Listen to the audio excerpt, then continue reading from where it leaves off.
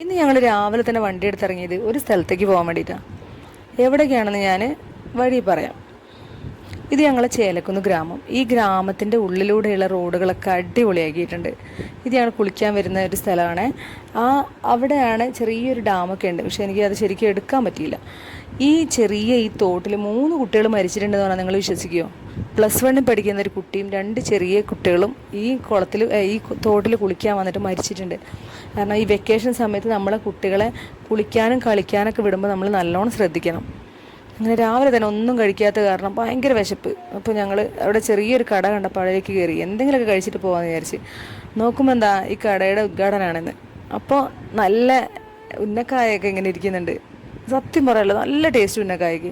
ഞാൻ ഇറച്ചിപ്പത്തിരി ഉന്നക്കായ ഞാൻ മേടിച്ചേ. അപ്പോൾ എനിക്ക് ഭയങ്കര ഇഷ്ടമായി. അപ്പോൾ പോകാൻ നേരത്ത് ഒരു 4-5 എണ്ണം പാർസലും കൂടി മേടിച്ചു. ഈ ഷോപ്പ് ഇരിക്കുന്ന എവിടെയാണെന്ന് വെച്ചാൽ നമ്മുടെ ബിതിർക്കാട് റോഡിൻ്റെ സൈഡിൽ തന്നെയാണ്. അപ്പോൾ ഈ വഴി പോകണ ആരെങ്കിലുമൊക്കെ ഉണ്ടെങ്കിൽ ഈ ഷോപ്പിൽ കയറി കഴിച്ചിട്ട് വേണം പോകാൻ. നല്ല ടേസ്റ്റ് ഉണ്ട്. അങ്ങനെ ഞങ്ങളിന്ന് പോകാൻ പോകുന്നത് ഇവിടെ അടുത്ത് 850 പേരുടെ കല്യാണം നടക്കുന്നുണ്ട്. അത് എല്ലാവരും അറിഞ്ഞിട്ടുണ്ടാവുമെന്ന് എനിക്കറിയാം.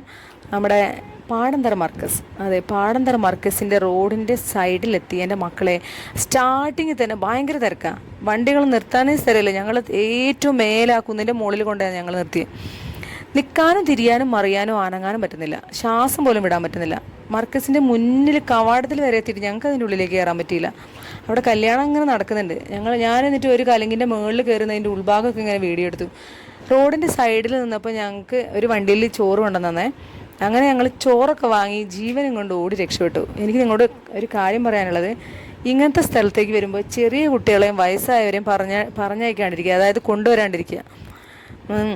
ചോറ് അവിടുന്ന് കഴിക്കാൻ എന്തായാലും സ്ഥലമില്ലാത്ത കാരണം ഞങ്ങൾ നാട് കാണി ചുരത്തിൻ്റെ വക്കത്ത് വന്നിരുന്നിട്ടാണ് ചോറ് കഴിച്ചത്. ഫുഡ് കഴിച്ച് കഴിഞ്ഞ് കുറച്ച് നേരം അവിടെ സ്വറയും പറഞ്ഞിരുന്ന് വീണ്ടും യാത്ര തുടർന്നു. പോകുന്ന വഴിക്ക് ഇതാ നിൽക്കുന്ന ഒരു ആന എത്ര അടുത്ത് ഞാൻ ആദ്യമായിട്ടാണ് കാണുന്നത്. നല്ല ഭംഗിയുള്ള ഒരു പെണ്ണാന. വീണ്ടും യാത്ര തുടർന്ന് വഴിക്കടവെത്തിയപ്പോൾ നിറയെ ചക്ക എല്ലാവർക്കും ഭയങ്കര ഇഷ്ടമാണ്. അങ്ങനെ ചക്കയ്ക്ക് വില ചോദിച്ചപ്പോൾ ഞാൻ ഞെട്ടിപ്പോയി. ഒരു ചക്കയ്ക്ക് 300 രൂപ. ചക്കമോഹം അവിടെ ഉപേക്ഷിച്ച് അടുത്ത കടയിൽ നിന്ന് കരിമ്പ് ജ്യൂസും കുടിച്ച് നേരെ വീട്ടിലേക്ക്. ഇന്നത്തെ വിശേഷം എല്ലാവർക്കും ഇഷ്ടപ്പെട്ടെന്ന് ഞാൻ വിചാരിക്കുന്നു. ഇനി പുതിയ വിശേഷങ്ങളുമായി അടുത്ത വീഡിയോയിൽ സന്ധിക്കും വരയ്ക്കും വണക്കം.